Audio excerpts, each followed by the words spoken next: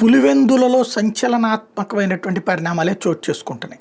పులివెందుల జెడ్పీటీసీని ఎట్లాగైనా గెలుచుకోవాలని తెలుగుదేశం అనుకుంటుంది. అందుకు అనుగుణంగా మొట్టమొదటిసారి దారుణమైనటువంటి దాడులు అంటే జగన్ టీం జోలికి వెళ్ళి ధైర్యం ఇంతవరకు ఎప్పుడూ జరగలేదు. ఒకప్పుడు ఇప్పుడు వైసీపీలో ఉన్నటువంటి సతీష్ రెడ్డి రాజశేఖర్ రెడ్డి హైలైట్లో ఉన్నటువంటి సందర్భంలో ఆయన ఎలక్షన్స్ అప్పుడు చొక్కా పట్టుకుని చొక్కా చించాడన్నటువంటి ప్రచారమే అదే తనని చాలా కాలం పాటు అక్కడ టీడీపీ అభ్యర్థిగా వచ్చింది.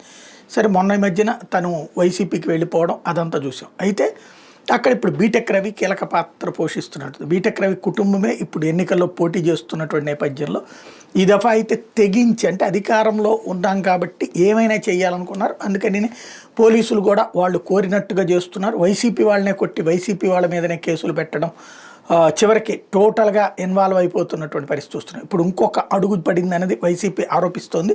పులివెందుల జెడ్పీటీసీ ఉప ఎన్నికల్లో పోలింగ్ బూతులు మార్చి పారేశారట అకస్మాత్తుగా. అధికంగా ఓట్లు ఉన్న నల్లపరెడ్డిపల్లి, ఎర్రిబల్లి, నల్లగొండవారిపల్లె పోలింగ్ బూతుల్ని జంబ్లింగ్ చేసేసారట ఎన్నికల అధికారులు. ఎర్రిబల్లి ఓటర్లకు నల్లపరెడ్డిపల్లిలో పోలింగ్ బూత్ పెట్టారట, నల్లపరెడ్డిపల్లి ఓటర్లకు ఎర్రిబల్లిలో పోలింగ్ పెట్టారట. వాస్తవంగా అయితే ఎక్కడికక్కడే ఉండాలి, ఎందుకంటే స్థానిక సంస్థల ఎన్నికలప్పుడు ఎక్కడోళ్ళు అక్కడే ఓటేసుకోవాలి. కానీ ఇక్కడోళ్ళు అక్కడికంటే అక్కడికి వెళ్ళడానికి భయపడేటటువంటి పరిస్థితి ఉంటుంది, లేదా అక్కడ గొడవలు అవుతాయి అనేటటువంటి భయపెట్టేసేసి ఆపేటటువంటి పరిస్థితి ఉంటుంది. ఒకప్పుడు పల్నాడులో అదే జరిగేది. ఎవరు పవర్లో ఉంటే ఆ పవర్లో ఉన్నోళ్ళ ఇళ్ల దగ్గర మధ్యలో పెట్టేవాళ్ళు, తద్వారా అక్కడికి రాకుండా ఉండేటటువంటి పరిస్థితి చేసేవాళ్ళు. ఇప్పుడు అక్కడ ఆ పద్ధతిని పెట్టినట్టున్నారు. పోలింగ్ బూత్లో లిస్టుని ఎట్లా మారుస్తారంటే ఇప్పుడు అక్కడ ఉన్నటువంటి పబ్లిక్ ఆందోళనకి దిగినటువంటి అంశంతో ఈ విషయం వెలుగులోకి వచ్చింది. అప్పుడు అర్జెంటుగా సమాచారం లెక్క చేస్తే నల్లపరెడ్డిపల్లె ఓటర్లకి ఎర్రవెల్లిలో పోలింగ్ సమయం దాదాపు 7,000 ఓట్లని తారుమారు చేశారు పోలింగ్ బూత్తుల్ని అన్నటువంటిది వైసీపీ ఆరోపిస్తోంది.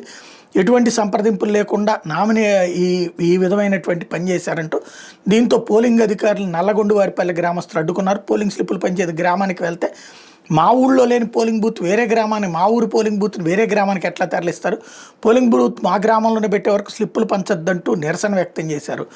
అలా చేస్తే వాళ్ళ మీద కేసు పెడతామని వీళ్ళు హెచ్చరిస్తున్నారు.